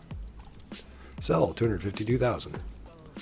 Out of the towns. Like I said, always do the fire sale and you get that extra 50%. To me, it's the 100% money. I never think of it as extra 50. I just think of it as what you should do. I think of the other one as less money. So, but that's the way I think of it as. So let's hope for a single truck. Maybe? No. Don't be. No. Okay, we're attempting some. No, we are not, Lester. So this is the evil post-op truck. I may as well walk over here so you guys who don't know what I'm talking about can see them. These are the most evilest trucks of all. They go so slow you could probably run faster. And because of that, you cannot finish it in the time limit. They suck. Really bad. 2 thumbs down. All right, guys. Well, I'll see you guys back in a minute. I'm just going to reload my game, and we'll come right back, and maybe we will go sell that CO car, and maybe we'll run some on the mission. We'll come right back and sell whatever it builds back up to be. Yeah, at the weed farm. But at least you guys who don't know got to see the one I'm talking about. This is the one mission that cannot be done solo. In my opinion, it's very difficult to do even with 2 players. So you're better off to just quit like we are going to now. So I'll see you guys back here in a moment. You can just change session too. Or exit games. Sometimes it doesn't penalty you. That's if you do it fast enough, which I did not do. See you guys in a minute.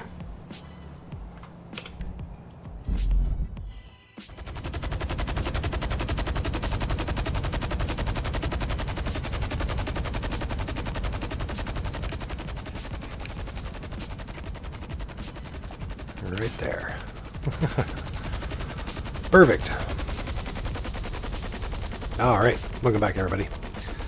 So after those post-op trucks, I just reloaded here, and I know that there's a small penalty at the weed farm, so I thought we'll just sell that car that we brought in here earlier, and then maybe from there we'll go check on the weed farm. You should call me from time to time. Nah, I'm busy, Martin. I got better things to do than call you. Right? We got better things to do than call Martin. Like selling this car, we're about to make 80 grand. 80 grand more. Okay, where is it? There it is. The 811. Midlife. Specialist dealer for the most money. Okay, let's get it ready to ship. Look at me, Mama. Printing light. We'll just quickly give it medals again. Why not? But like I said, it's a great place to play with paint jobs. I am paid well below my skill level. Yeah. Wouldn't recognize it. And there we go. So many sold. So many sold. All right. There we go. Okay, the work's been done. Take the car to the buyer and don't let another organization get in the way. Okay, so something I forgot to mention last time was why I let her talk. So I don't hang up the phone on her because that actually gives you an extra 5 seconds on the radar. Most of the time it doesn't even matter, or off the radar I should say. But most of the time it doesn't matter, but I still do it anyway. So if there was other players here, the whole time she's talking, you don't go out, the timer doesn't go off. As soon as you hang up the phone, or she finishes, that's when the countdown timer starts for you being on the map. So it does give you an extra few seconds if you let her talk. Just for the CEO car missions. I don't think I've noticed it anywhere else that I can think of. I gotta start heading out. Don't quite have enough altitude yet. But I'd like to go right over this river here by my car warehouse. And then those guys in the red down there on the map, they can't get me. Because I'm over the waterway. That way I can still keep going towards the destination while raising altitude without having to wait. Otherwise you should pretty much raise up in one spot, you know, get lots of altitude. Altitude is the key with the cargo bob when you're carrying something. And after you've got some altitude, it's much easier to lean it forward, and you can do it all the way forward for full speed. But usually you kind of want to dip it, and then you'll kind of maintain altitude a little bit while continuing forward at a good pace. So you can see those guys in red are on the map there, way out of range. Now if I flew even higher, they wouldn't even spawn at all. But I find usually that takes a little bit of extra time that really isn't necessary. And the odd time if they do shoot you, it's not a big deal. It's usually like $100 or something like that. It's not a big deal to wait. Speaking of which, right here they tend to get me, because it's such a pain in the butt. Yeah, getting over that hill. There's a road there that they could spawn on. But we made it. They didn't get to shoot it. They shot the cargo bob, but not the car. Delivered. 100,000, which is 80,000 in profit. Now let's get rid of that loud cargo bob.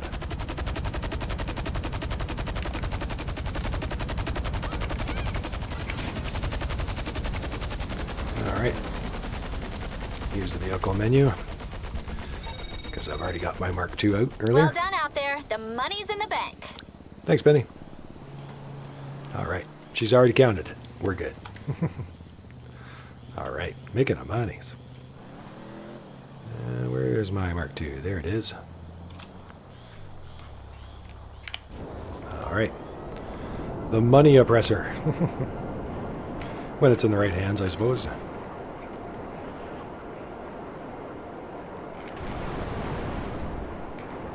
Alright, weed farm. Should we do the weed farm? It's only been a few moments. It might not have gained back. I don't have to wait for it to gain it to be full again. Like, to refill itself, I should say.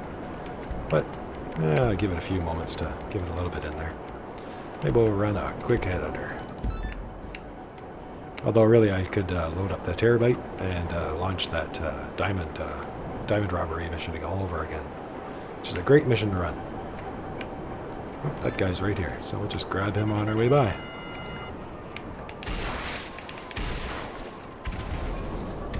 Oh, he's gotten around the corner on us. Hey, secondary explosions took him out. I usually don't linger because those bodyguards will shoot at you. And like I said, I don't really worry about killing them. Like I mentioned earlier, I just worry about the VIPs.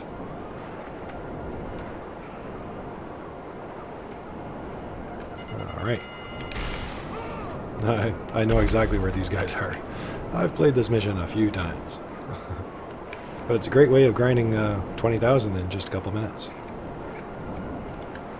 Let's see, where are the other two? Middle and top. Well, we're going to be going back up anyway. So let's get this bottom guy first, I guess. There we go. It's more satisfying to get the boost. You can feather it along too to recoup your boost, but that takes a while to recoup it without losing too much speed. But I find it's usually not worth it. The boost doesn't really do much for you other than acceleration. Once you're up to speed, it doesn't do a lot for you. It looks like it on screen, it gives you the effect, but it really isn't much more than just an effect. So there's the guy right there. My partner's down. Yes, he is. And now we're on the way to the last target. Yeah, sometimes I finish Headhunter in less than a minute and a half. I think my best time was something like 45, 55 seconds or something like that. But that all depends on how close the targets are. But as long as you launch the mission in the city, all the targets will be in the city, like we said before. And sometimes they're really close together. And if you're in something fast, like this Oppressor, you can make it incredibly quick and very fast buck. Yes, that's what I might say. A very fast dollar. Oh, there he is.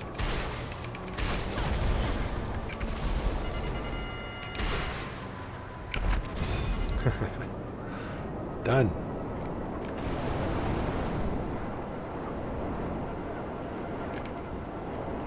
What time is it? Oh, it's too late. 4 in the morning. From about 11 or 12 midnight to around 4 in the morning in game. One of the good places in the game is this little intersection right here. It's where you can find the modded Sentinel accesses. We've talked about that before. They're just regular streetcars. And a lot of people forget to mention them, but especially for newbies, it's a great way of making money, especially if you keep at it. You know, every now and again, you just sell them. It doesn't have to be these special modded cars. It could be any car off the street.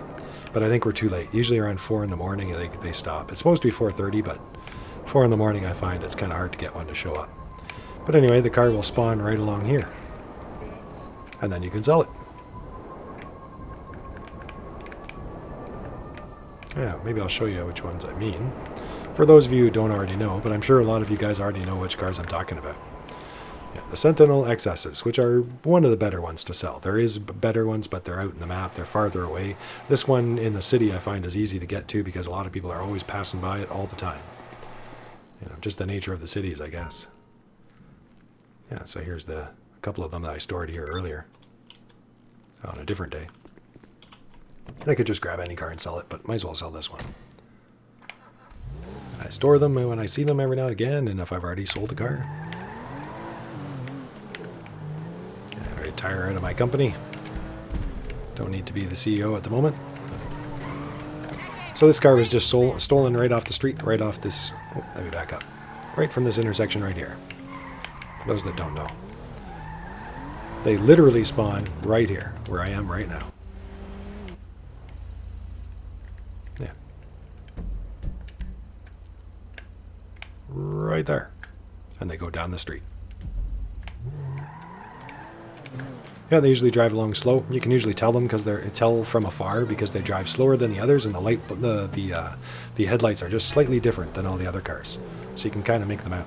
But usually just hang right around here and look over there and look away and look over there, and you'll see it spawn in when it's at night from 11:30 till 4:30. But I recommend really your best time is 12:30 to 3:30. You know. Anyway, any cars off the street, you'll get good at them. Maybe I'll save that for another episode or something where we go through which cars are good to grab. It's not really worth your time anymore these days to worry about the cars too much, to waste much time. But over time, you get good at seeing which cars are worth $5,000 to $8,000, you know, and it's quick and easy to make a quick extra buck. Usually a lot faster than what I'm doing right now, as usual, you know. I'm talking away. So usually you just fly by, you'd see the car, stop, grab it, sell it, and then continue on your way. Quick and easy. So usually literally in like a minute or two you'd have that money. So that sold for $17,000. But a lot of the other cars off the street sell for under $10,000 normally, unless they're modded cars like that. A lot of people forget you can sell cars right off the street. You can, as long as the car is original value is under $100,000. So I wouldn't bother looking it up or anything, guys. But on these websites, it shows you the price of the cars. And any of these cars, let me go up here, that would be all the way up to $100,000 in value. If once it gets up to above $100,000, those are the cars that it says this is too hot for you to sell, or too hot for you to steal or put in your garage or anything like that. But all these cars that are under $100,000 can be stolen if they spawn and kept or sold for money. Now, I just thought I'd mention that, especially for the new players, but I still do it as a veteran player all the time. Whenever I'm passing by, I sell a quick car. You can do that once per in-game day. So that's once every 49 minutes. Usually, most people just round it and think once per hour. I usually, when I load in, I might run a headhunter or run the diamond shopping and sell a car. Just kind of a warm-up. And every time you do it, it adds up. I did want to kind of show you guys. Let me see. It's over here somewhere, right? Yeah, it shows it here somewhere. In my stats here, we go to cash. Yeah. Let's See if we can find it.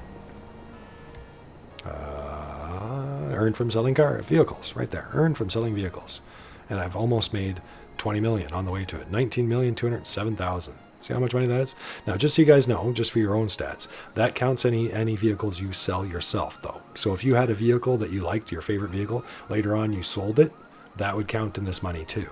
So you might want to subtract any cars that you bought and sold from that profit money if you're trying to figure out how much money you've made from selling cars off the street. Now, I've kept every vehicle I've ever bought. I've never sold any of the vehicles I've ever bought. I keep them all. So it makes it easy for me. So I know that this is pure profit. These are literally cars off the street sold since I was a newbie. Yep, and now made almost $20 million. So crazy.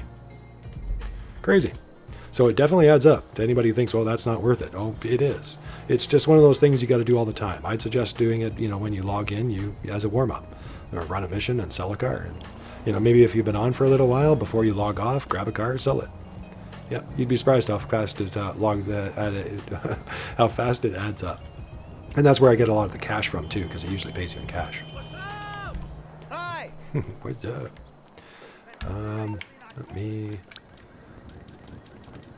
I should just switch over to my MC. But knowing our luck, we'd probably get raided with the very last MC, calling for right? some wheels? So let's try and avoid Johnny that. on the spot. I'll hook you up.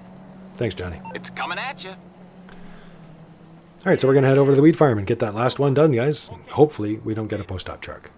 I try not to complain about it this time because we did avoid it up until then, right? So I've had some days, guys. I think in the past, some of you fans might remember where I said I canceled laid back grinding, and that was part of the reason. It was just some days you'd run into post-op truck after post-op truck after post-op truck, and I didn't want to put together an episode like that. It was too broken up, too messy. It happens, but it's always better when it doesn't. But let's hope that we've satisfied the gods of San Andreas for another day by already getting the post-op truck, and hopefully they're going to give us something different this time. So back under Blarney's House of Awesome, down in the basement. Looks like they're ready to go. Good.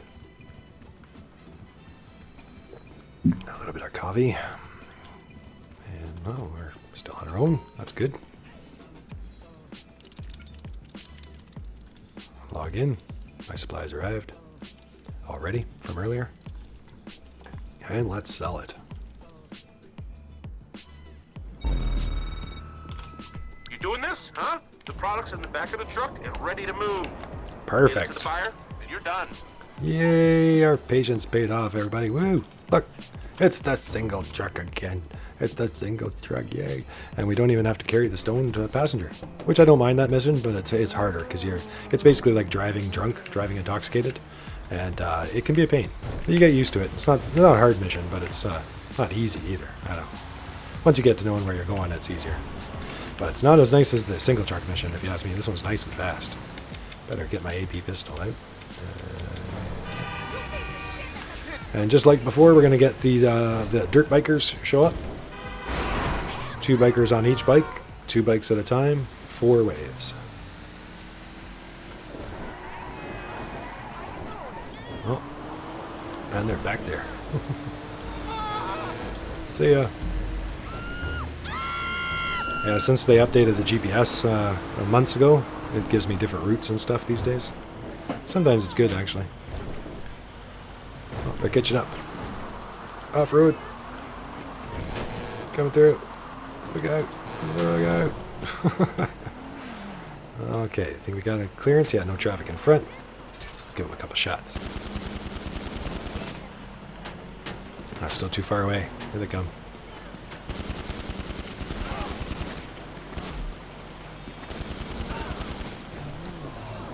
There we go. Like I said before, they're still on my map, so that'll slow down the enemy from spawning just a little bit longer. We should have went off-road. Let's go off-road now. Woo-hoo. We can do it. I know where we're going. There's our road right over here. It'll take us right to the spot. Thankfully for me, for these missions from the city to the country, it's always the same spot for this truck in the construction yard. I was going to say those bikers are really Doing a terrible job today.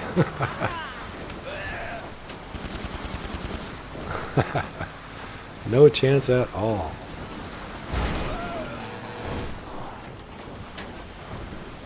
Oh, I didn't even think he was going to survive that. He did. That's good.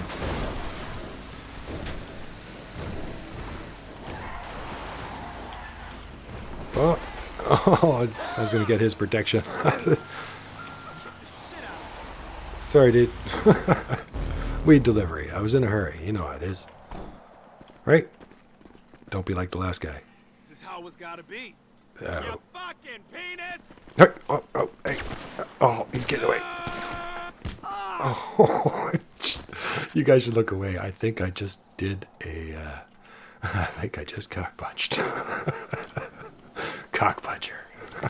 For those of you who know the movie I'm referencing. What was that? The Onion movie. Invoice paid, and we have a sale. Thank you. Let's press our Oppressor.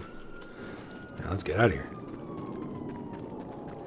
Now I usually disband, and I probably should, but we really don't have anything else to be raided, so that's good. But we'll disband anyway. It's a good habit. Like I said, no raids happen when you're not in the MC or the company. So when you don't need to be, it's a good idea to get out of them. And then you don't use up all that idle time, like I was saying before. And you save it instead. And hopefully, like I just did today, you can avoid raids. So just coming to the end now, guys. And yeah, I had a full crate warehouse. We had 4 MC businesses. And we had the nightclub. And all of which I'd let back up and had been sitting around for, I don't know, hours of in-game time. So I was very badly backed up, waiting for a raid to happen in one of those places, if not more than one. And we managed to avoid it. And in my opinion, it's because I disband and get out of them quickly, all the time.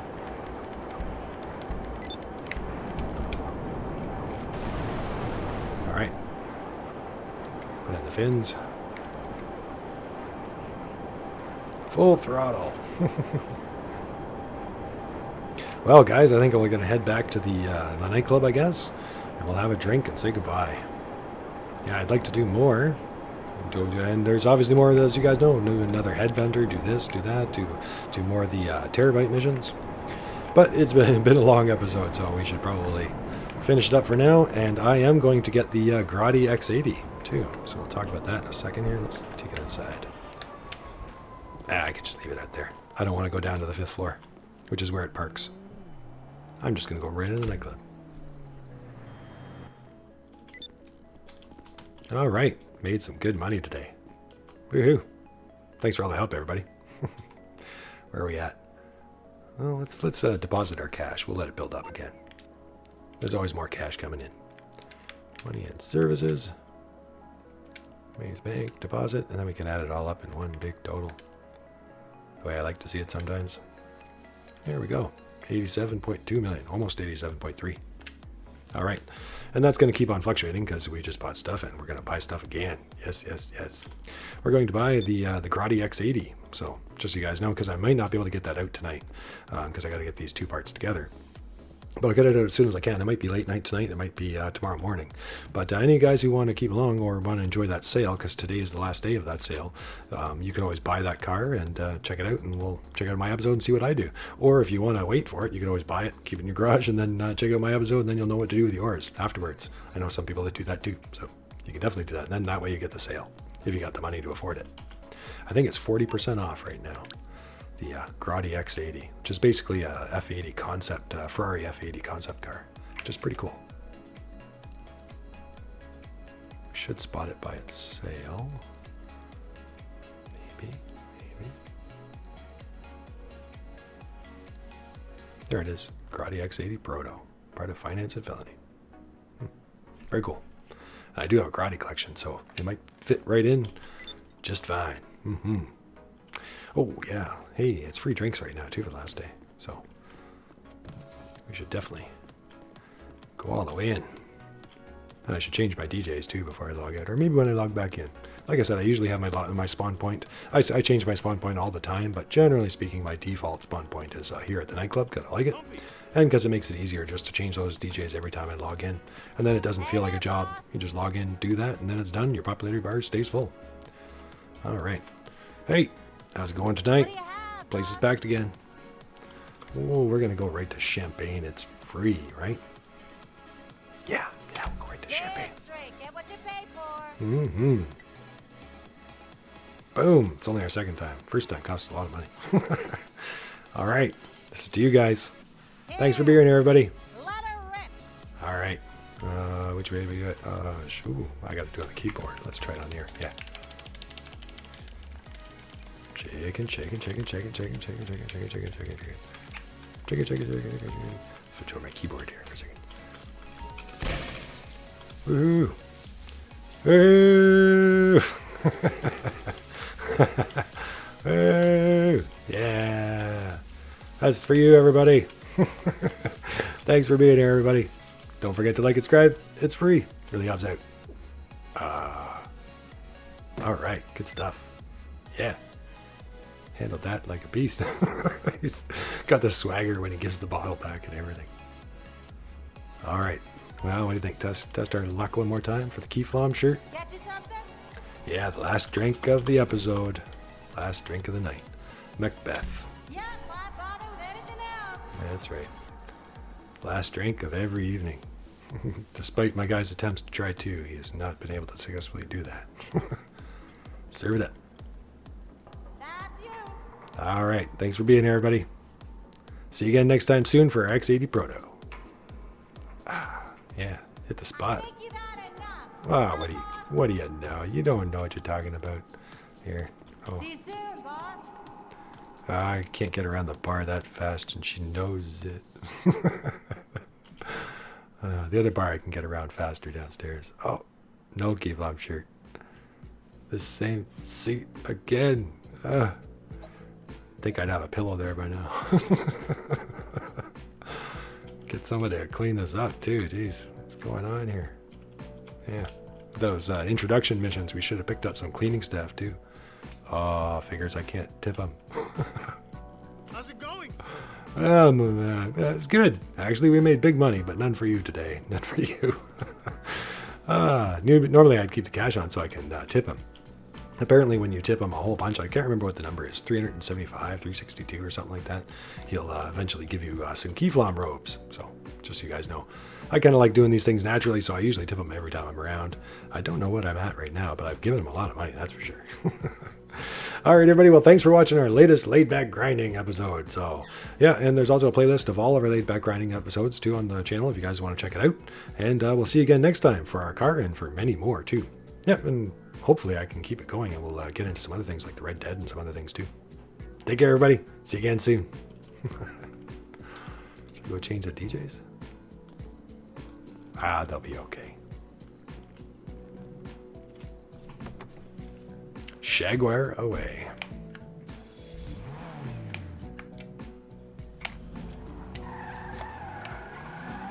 Well, I should get our scramjet out too. Just got that a little while ago too. That's a fun car.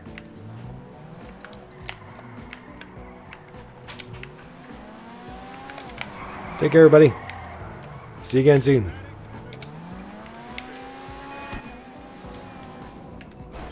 Whoa, look out.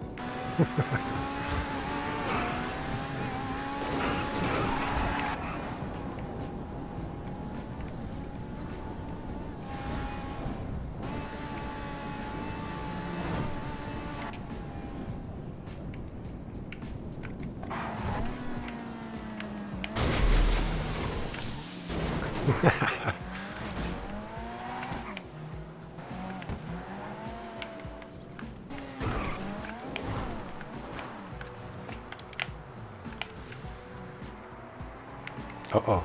Uh-oh, our luck ran out.